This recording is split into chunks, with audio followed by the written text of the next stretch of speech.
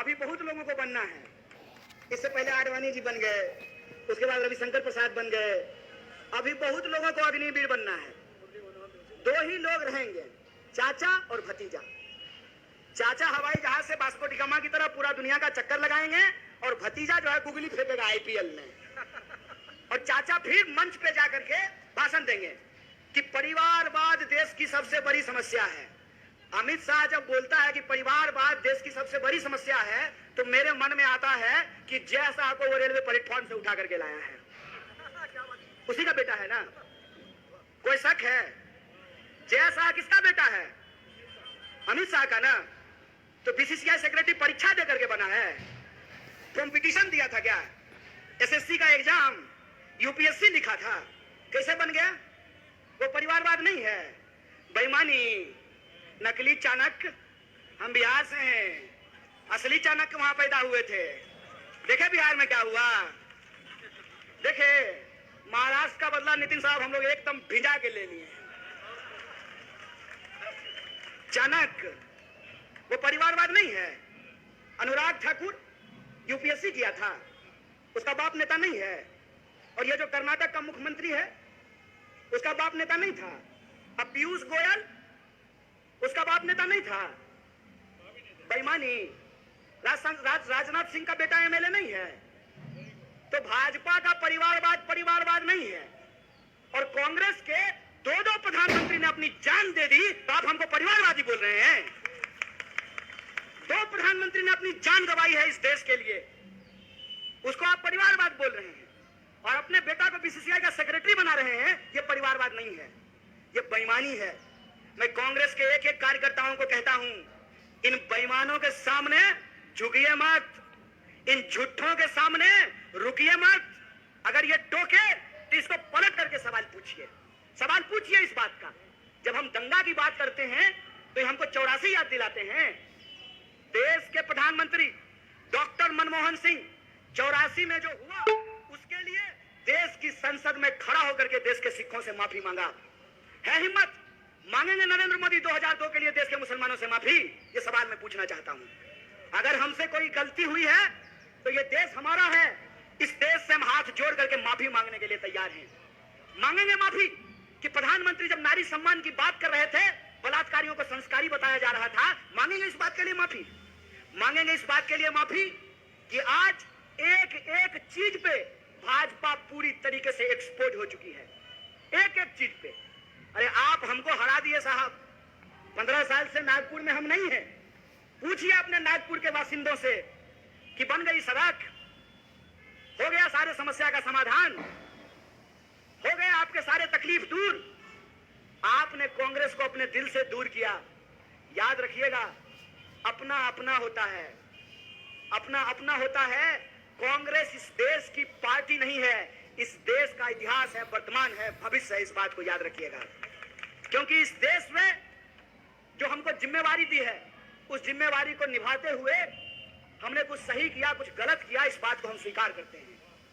लेकिन हमको गाली देके, हमको बदनाम करके, हमारे बारे में झूठ बोल करके आपने जिनको अपना आशीर्वाद दिया, वो तो देश ही नहीं रहने देंगे। इस बात को याद रखिएगा। आज जिस तरीके से एक एक चीज का कत्लेआम किया जा रहा है, वो अपने आप में एक बहुत बड़ा प्रश्न चिन्ह खड़ा करता है। मीडिया के लोग यहाँ बैठे हुए हैं, सवाल पूछते थे ना मनमोहन सिंह से? नहीं पूछते थे। हवाई जहाज में बैठ करके प्रेस कॉन्फ्रेंस करते थे। सवाल आप हवाई जहाज में बैठ करके प्रधानमंत्री से पूछते थे, जो मन होता था वो करते थे। जब इंदिरा जी ने आपातकाल लगाया था, तो पत्रकारों ने उसके विरोध में संपादकीय पेज को खाली छोड़ दिया था। है हिम्मत? आज पूछिएगा सवाल पूछिएगा ना, तो आपके भी दफ्तर पर ईडी का रेड होगा। इस बात को याद रखिएगा। सवाल पूछिएगा ना, तो आपका भी फोटो मूरी आपका लगा देगा और देह किसी और का लगा देगा, सर आपका और तन किसी और का, आपको भी बदनाम किया जाएगा, आपको भी धमकी भरे पत्र लिखे जाएंगे, आपके भी परिवार के लोगों को परेशान किया जाएगा, आपको भी सोशल मीडिया पे गालियां निकाली जाएगी। और प्रधानमंत्री ने आज तक एक भी प्रेस कॉन्फ्रेंस किया है? कहते थे मनमोहन सिंह मौन मोहन सिंह है, यही बोलते थे ना। और ये हर दिन जो रेडियो पे जाकर के मन की बात करते हैं, पत्रकारों से आकर के देश की बात क्यों नहीं करते हैं? ये सवाल इनसे पूछना चाहिए कि नहीं पूछना चाहिए? है हिम्मत, करेंगे प्रेस कॉन्फ्रेंस। किसको देते हैं बाइट? अक्षय कुमार को। और अक्षय कुमार क्या पूछता है? प्रधानमंत्री जी आप आम काट करके खाते हैं कि चूस करके खाते हैं? खाते कहां है? निगल जाते हैं। खुल जा सिम सिम बोलते हैं और शाम आम सीधे थाली से उठ करके उनके पेट में चला जाता है। बताइए, देश के प्रधानमंत्री से इस सवाल का क्या मतलब है कि आप आम कैसे खाते हैं? अरे आपको जैसे मन हो वैसे खाइए। आप इस सवाल का जवाब दीजिए ना कि आरबीआई कह रही है कि अगर बैंकों को इसी तरह से निजीकरण किया गया तो देश को इसके परिणाम खतरनाक भुगतने पड़ेंगे। आरबीआई अपना रिपोर्ट जारी कर दी, फिर सरकार का दबाव आया और आरबीआई ने अपना रिपोर्ट वापस ले लिया। इसीलिए आज हमारे कांग्रेस पार्टी के नेता ने कहा कि आरबीआई का मतलब पहले होता था रिजर्व बैंक ऑफ इंडिया, अब हो गया है रिवर्स बैंक ऑफ इंडिया।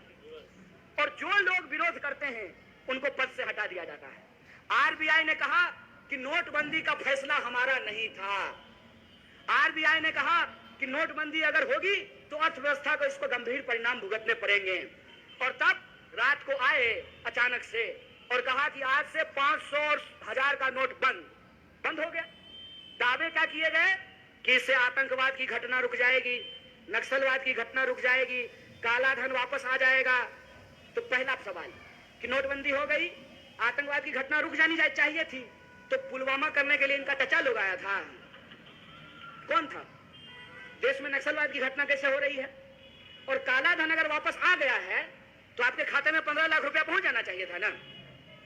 ये बोले कि काला धन स्विस बैंक में जमा है, काला धन स्विस बैंक में जमा है और लाइन लग गया है एसबीआई के बाहर, स्टेट बैंक ऑफ इंडिया के बाहर। नोटबंदी के दौरान सैकड़ों लोगों की जान चली गई। जो छोटे छोटे व्यापारी हैं, जो नगद का धंधा करते हैं, उनका धंधा तबाह हो गया। उसके बाद जीएसटी लेकर के आए, क्या बोल करके कि 1 नेशन 1 टैक्स होगा। सुनने में कितना बढ़िया लगता है, 1 नेशन 1 टैक्स होगा। अगर 1 नेशन 1 टैक्स है तो महाराष्ट्र में डीजल का अलग दाम और बिहार में डीजल का अलग दाम क्यों है कि नहीं है? क्यों अलग अलग दाम है? तब कहते हैं कि कच्चे तेल की कीमत बढ़ गई है, इसीलिए पेट्रोल और डीजल महंगा हो गया है। तो अभी कच्चे तेल की कीमत घट गई है तो पेट्रोल और डीजल सस्ता हुआ है क्या? जब कच्चे तेल की कीमत घटती है तब यह कीमत नहीं घटाते हैं, लेकिन कच्चे तेल की कीमत अगर बढ़ गई है तो उसके आधार पर यह महंगाई को डिफेंड करते हैं। एक भाजपा का समर्थक महंगाई को ऐसे डिफेंड कर रहा था, हमने कहा कि रे भाई तुम अपना वाला चश्मा हमको दे दो, तुम्हारा चश्मा लगा देते हैं तो हमको महंगाई भी अच्छा लगने लगेगा।